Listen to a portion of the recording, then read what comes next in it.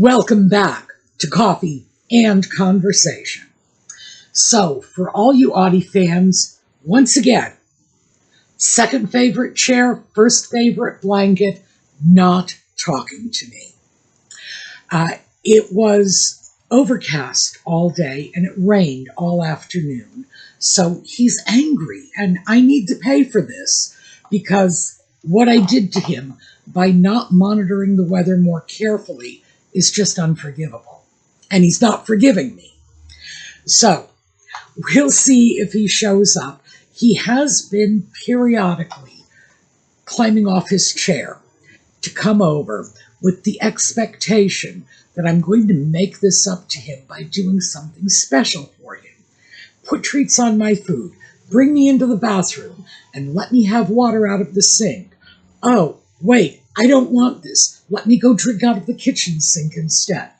So if I do enough catering to his whims, he will just acknowledge my existence. But that's about as far as I'm getting with him today.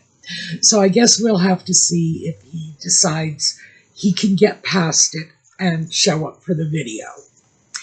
We are going to take a very quick look at the intro and we will be right back.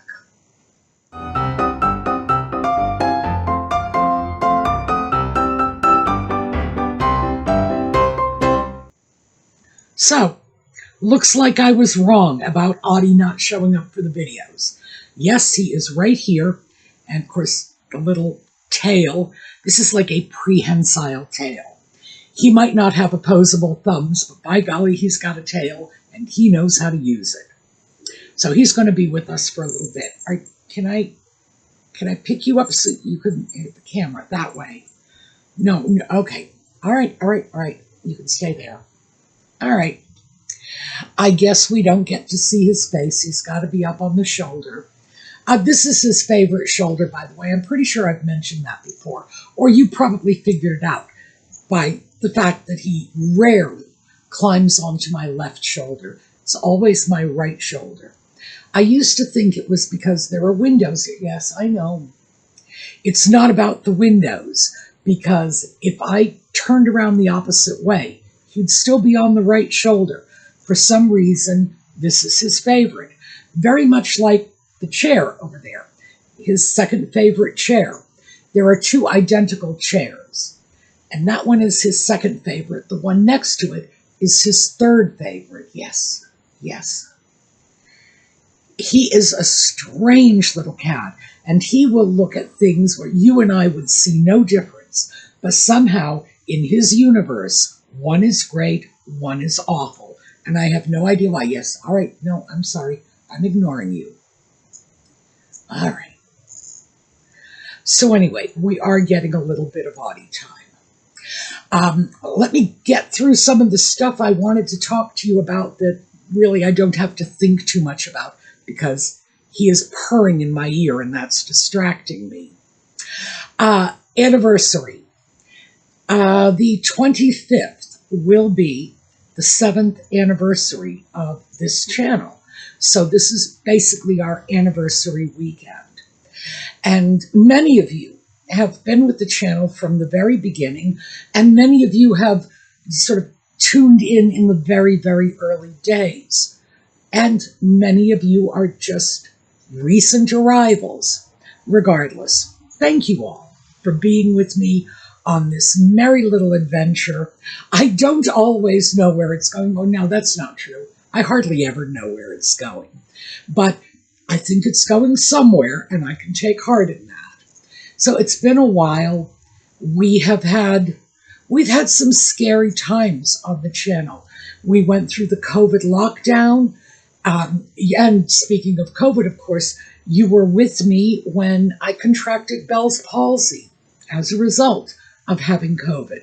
Now, I was completely asymptomatic when I had COVID. I had no idea I had it. None.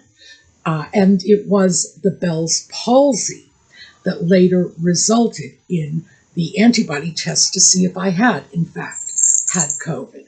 And so, yeah, if it hadn't been for the Bell's palsy, I never would have known I had COVID. And I have to say, I think the recovery from the Bell's palsy was really, remarkable, and I attribute that to early intervention and like immediate physical therapy, because I had, frankly, I had no right to the kind of recovery I got, certainly not at my age and not given the severity of the paralysis. So hey, but we all went through that together, and of course, Audie, do you want to say hi? All right. So you're getting ignored by a cat too, which is another opportunity we can bond over. Usually it's just me, but he does the same thing to me. If he does not want to deal with me, he turns his back on me. It's not enough that he just won't interact. I have to know he's not interacting, and I have to know he's doing it on purpose. So, can I put you down? Come on. There we go. Oh. Okay, that was good. I'm glad we had a little Audie time. It has been an overcast day, rained for most of the day. That's why I am in a sweater and all this. This, by the way, this is what I wore out to go shopping this morning. So, yeah. Didn't even bother to change. It's just one of those days.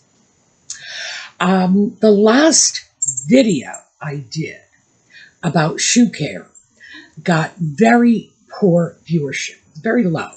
That's okay. This is not a complaint. This is just, it's okay. You know, as my mother used to say, hey, they can't all be home runs. That's fine. But I did want to say that I'm not going to stop making videos on shoes and shoe care. And the reason I'm not going to do it is because even though most people are probably not interested, well, if the viewer numbers are any indication, most people are not interested. But the people who are very interested. And given the fact that I'm extremely clear about the fact that there's, you know, very little information like this on YouTube, I am going to continue to do it. And if it's just a handful of us together for those videos, oh well, so be it. But I am going to pick up on that in this video. But I did want to say that even when these are little orphan topics that nobody's all that interested in, I'm still going to do them. As long as some people want it, it's worth it to me, especially if it's, like I say, in the range of shoe care. If it's a topic that doesn't have a lot of information out there, and in the case of shoe care, because basically I was born into the shoe industry, it's something I know well, I'm going to keep doing it. What else did I want to say? Oh, giveaways. We have been doing giveaways, and I'm not sure where we're at in the giveaway process, but definitely go over to the suemeangels Facebook page, because to be perfectly honest with you, I have a chair, Audie's third favorite chair, by the way, so he's not being inconvenienced by this. Audie's third favorite chair is stacked up with handbags. Brand new, never used, really nice, etc., etc. They are scheduled to go out for giveaways, all earmarked. Some of them I specifically bought them with the idea of using them as giveaways.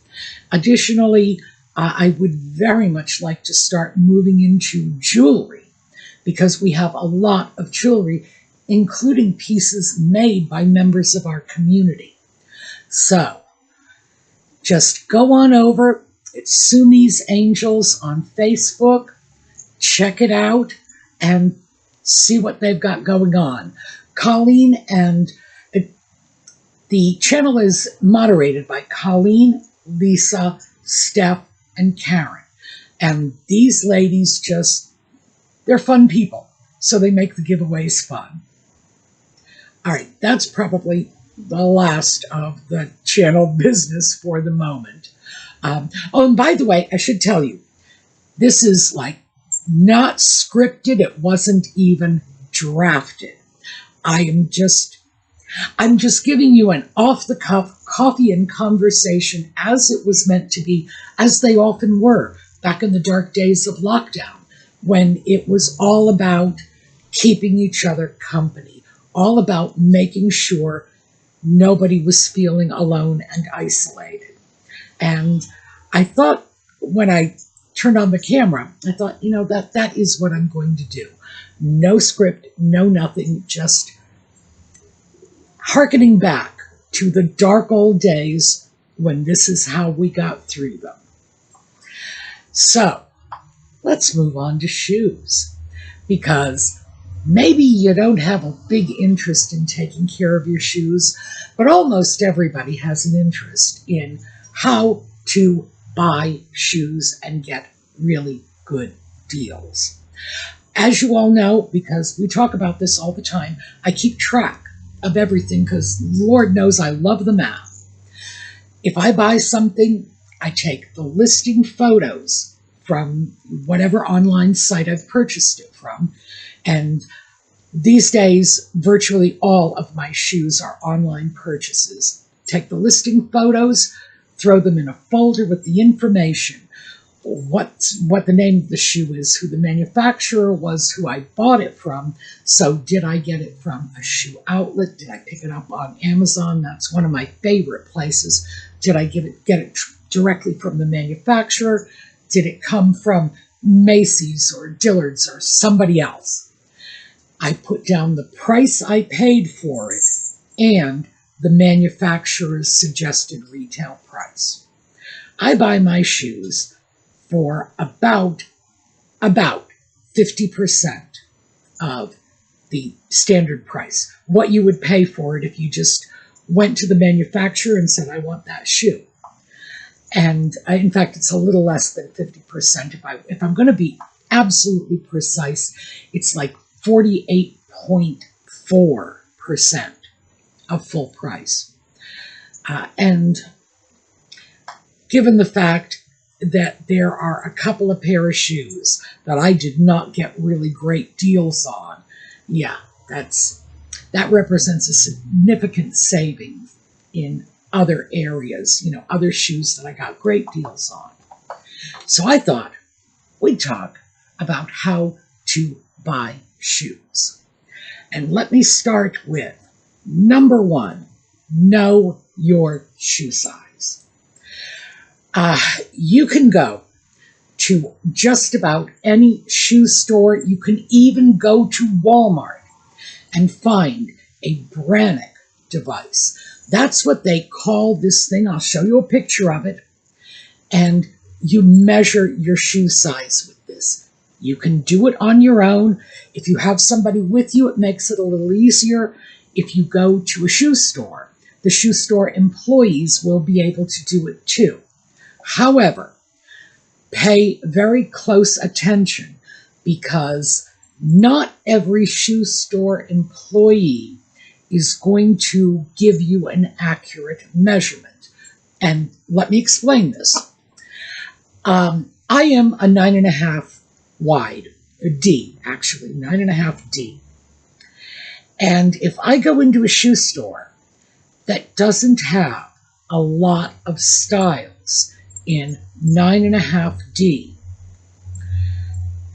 a creative shoe store employee could measure me out at 10 medium, which would be like 10B or maybe C.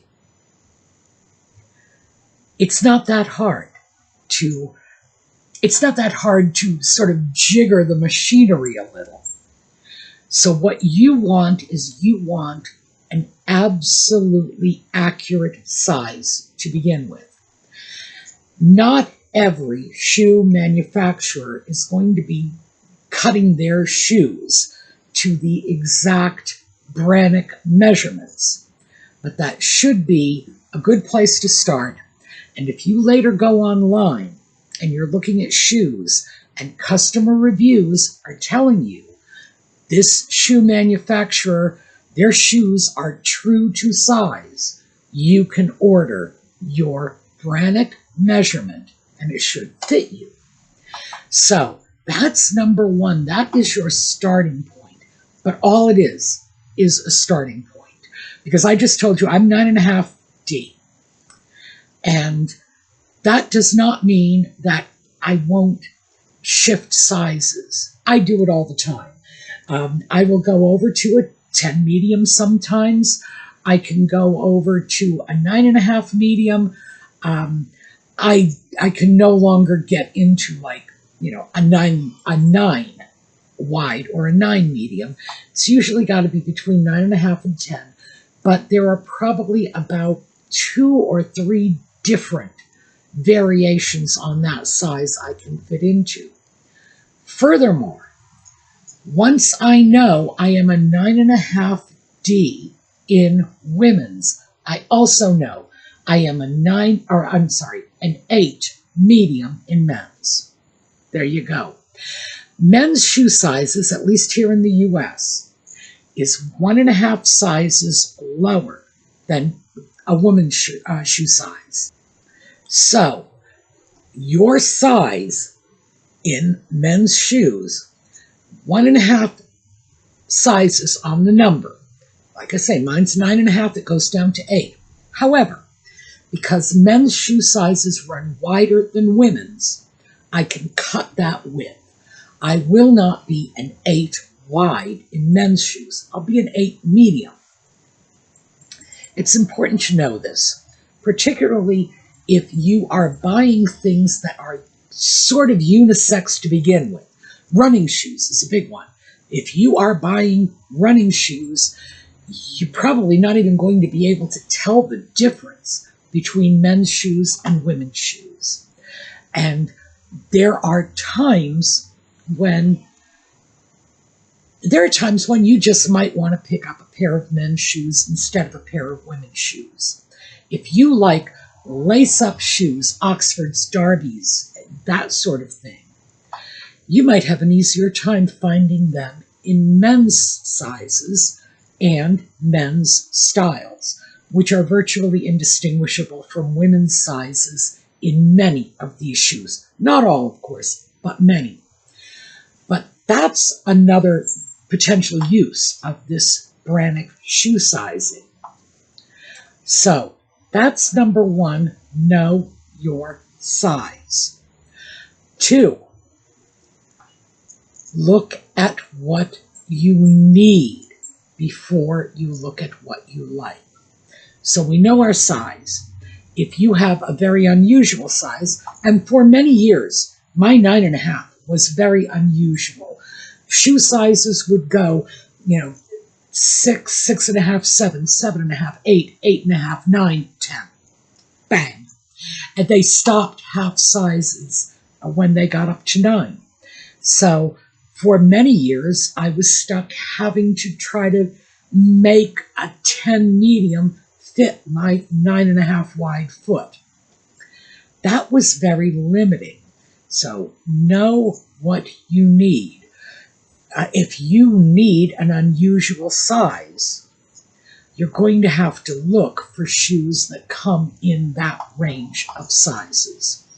Now, the good news is that for people with larger feet, I'm one of them, shoe sizes have increased over the years. The average shoe size in the 1940s or 50s was between 5.5 to 6. This is women's shoes. In the 60s, it went up, 7.5 to maybe 8 tops. Now, solidly about 8.5. So it's gradually increasing. We're looking at a size increase of 3 full sizes just over my lifetime.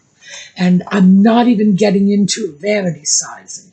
Vanity sizing is a whole different beast.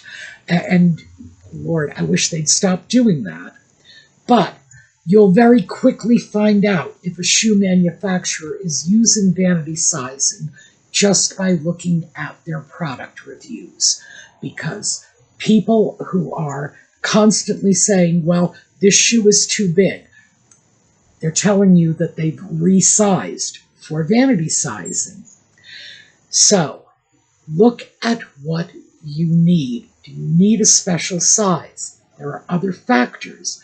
Do you have balance issues? A lot of us do as we get older. If you have balance issues, then something like a 4-inch spiked heel. Oh no, oh no, no, no. You might as well be trying to walk around on little itty bitty toothpicks. If you are at risk for falls, stay away from the heels.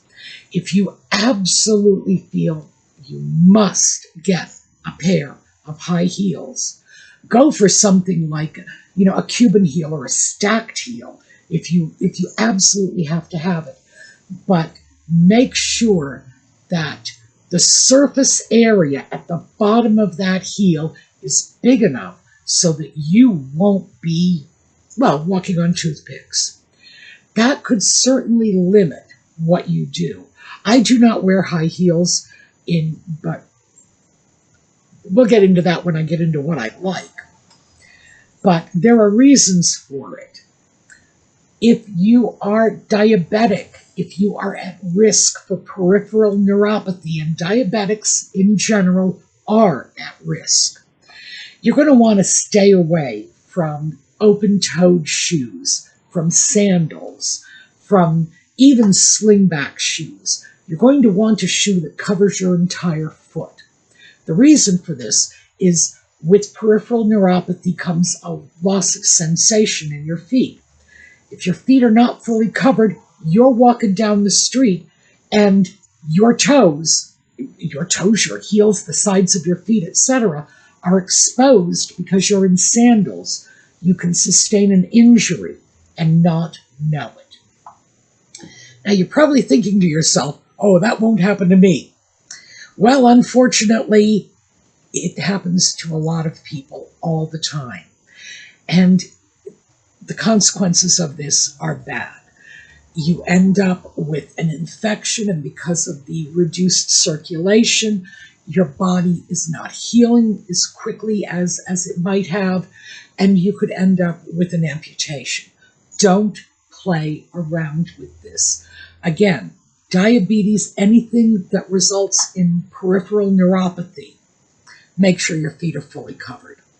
And like I say, this is the list of needs, and take them seriously. If you have weak arches, you need shoes with strong arch supports. If you have bunions, you may need shoes that come in wider widths. And there are many, many other medical conditions going on with your feet that you will need to factor in. And remember, we're still on need. Need should trump want, always. I don't care how cute those sandals are or how gorgeous those spiked heels are. If you fall and break a hip, if you get a recurring infection because you cut yourself without realizing it because you were wearing sandals, come on, it's not worth it. It's absolutely not worth it. So start off with what you need. So we got size, we got need. Now let's go on to like, because we've narrowed the category down. We've gone from all of the shoes out there, a whole bunch.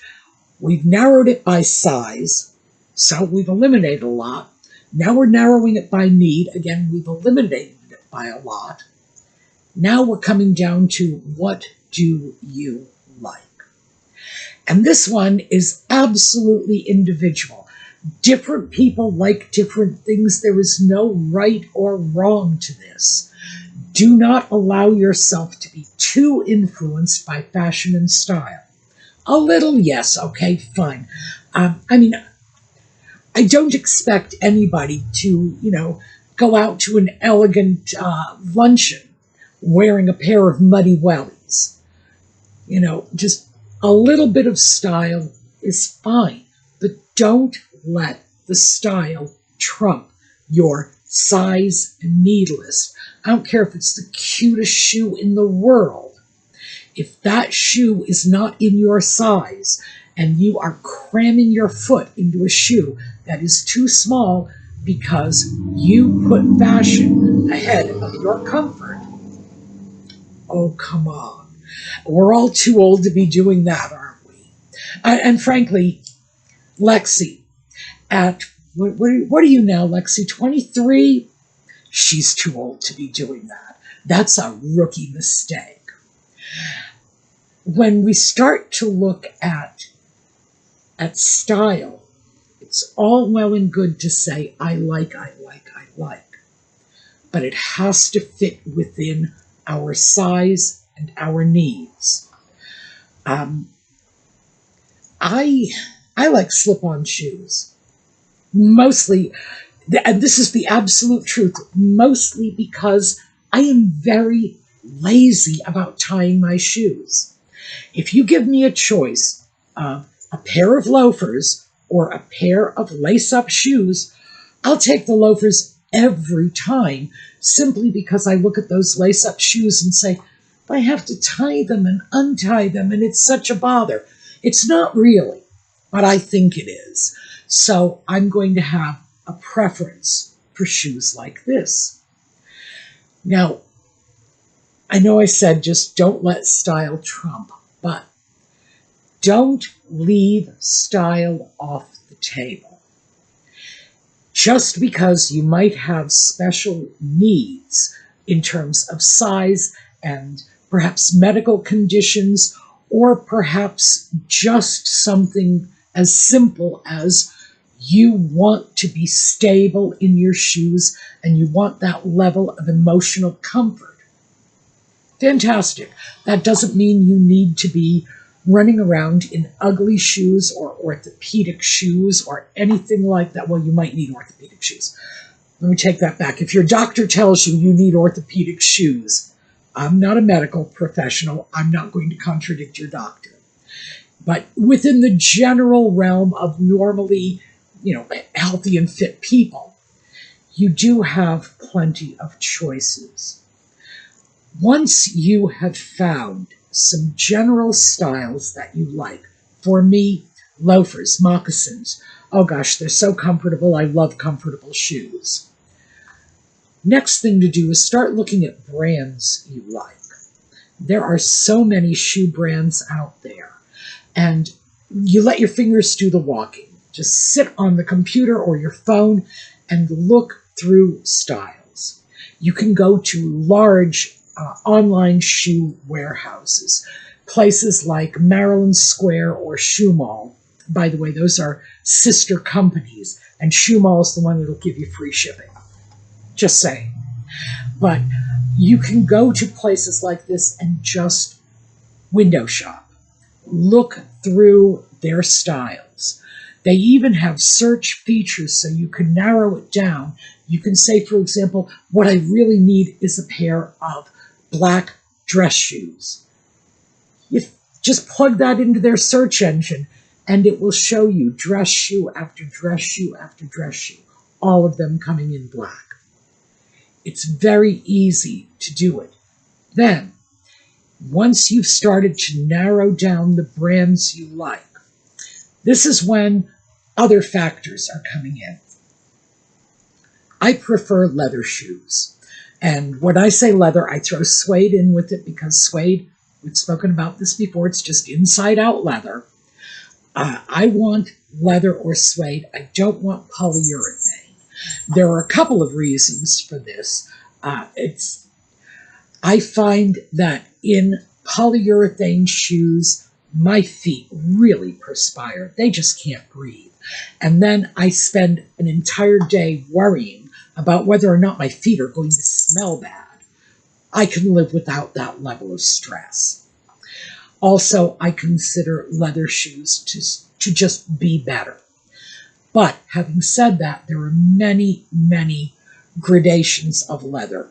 And we're going like from the full grain leather right down to odd little things like bonded leather. You can get shoes in bonded leather, which is a weird leather slurry that is reformed to make a very synthetic-y version of leather, although it's done with natural materials. So we're not going to go into that right now, but there are a lot of gradations. If you stick with better brands, most of the time you are in fact going to get a better quality leather. Prices go up correspondingly, but next up we are going to talk about how to deal with that. So, you know your size, you know your requirements, the things you absolutely need, you know the style you're looking for. Now, and you've also isolated some of your favorite brands. Now, you're looking at things like color and other things that, wouldn't it be great if I could find this in black, but I'd be perfectly happy if I found it in burgundy instead, or, whatever. Now start going online and searching for that shoe brand. If you've isolated a few different styles of shoe, and they will all have names, they're usually women's names, but not all of them. My winter boots are called Boston. That's not why I bought them. I just really like the style. It's the one pair of shoes I own that I paid full price for, and that I did that 8 years ago. That still irritates the crap out of me. And my mother's sitting on my shoulder saying, I can't believe you did that. Yes, I did. That's the only pair I did that with. But I need winter boots. I mean, it's non-negotiable when you live in an area that gets snow. But Boston, the slippers I am wearing now are called Kiley. Very often it's women's names. So you've got the manufacturer, you've got the particular style or group of styles you like. Start searching online, see who's got them, and check carefully. One of the ways I get shoes at deep discount is I will go on Amazon and I will just run searches for my favorite brands, because what Amazon does is they will take in like scattered remnants of people's shoe lines. So the Amazon sales site will have, as an example, Minnetonka's, the Kileys I'm wearing, Minnetonka's, Kileys, and they will have, say, 4 pair of them in red, in size 10 medium, and that's it. Most shoe retailers are not going to consider that worth listing because it's such a specific stock item and there are so few of them. I have gotten some fantastic deals just by going through and buying that one orphan pair of shoes in my size from a brand I know and like, and you can save a fortune on it. Also, you throw in the brand, the style, and you'll see different colors. Not always, but mostly. You'll see different colors. And you might have started your quest saying, but I must have black shoes. And as I mentioned, a pair of burgundy shoes crop up. You're staring at those burgundy shoes for a while, and suddenly it occurs to you, oh yeah, they'll work just fine. But that is how I can save a tremendous amount of money. Well, better than half on all of my shoes. They are not closeouts. They're just things I'm buying a little more carefully. And that, because I know I'm running out of time, that is what I wanted to start you off with. just as a little sort of quick and easy buying guide. If you're looking for shoes, these are the steps that will get you there. After that, it's persistence. It's just remembering. If you need to write down the names of your favorite shoes, go ahead and do it. If you want a reminder, bookmark the page that you saw the shoes on and just pull it up in your browser later. But every now and then, just go through, take a look. When you find manufacturers you like, look at all of the shoes they have on offer, because you already know that they're comfortable enough to be meeting your needs. You know them, you've bought other shoes from them, so you know how their sizing runs. And that can be a great way to cut a lot of uncertainty out of shoe buying. Also, one of the reasons I like buying shoes on Amazon so much is because they don't charge for returns. It's very important for me when I'm buying shoes, especially if I'm dealing with a brand I don't know well. First pair of shoes I'm buying from these people, oh, I want to get them through Amazon because I have a guarantee that they will take those shoes back and they're not going to charge me for it. So, and Amazon has quickly become one of my favorite vehicles for getting products from companies that I might be a little iffy about. I like that level of protection that's in between me and some unknown manufacturer or some unknown seller. And I do know, we've talked about this before, there are a lot of people that don't like Amazon, and the only thing I can say is Amazon has warehouses in my area, and I am in an area that it's rural. The average educational level is not all that high, so warehouse jobs are a big deal around here. And Amazon is putting food on my neighbors' tables, so I'm not going to say anything bad about them. All right, way over time now. Sorry about that. That's what I wanted to share with you. Thanks for being with us, not just today, but for the past 7 years.